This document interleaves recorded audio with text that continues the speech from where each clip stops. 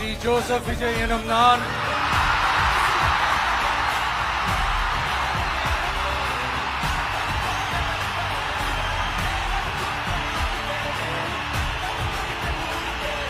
சட்டப்படி அமைக்கப்பெற்ற இந்திய அரசியல் அமைப்பின்பால் உண்மையான நம்பிக்கையும் மாறா பற்றும் கொண்டிருப்பேன் என்றும் இந்திய நாட்டின் ஒப்பில்லாத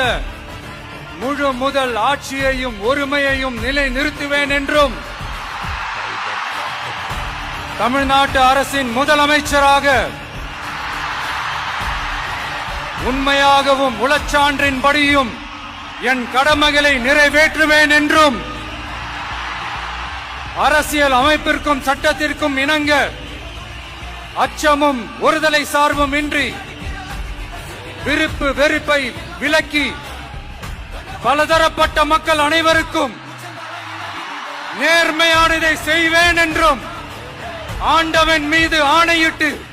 உறுதிமொழிகிறேன்.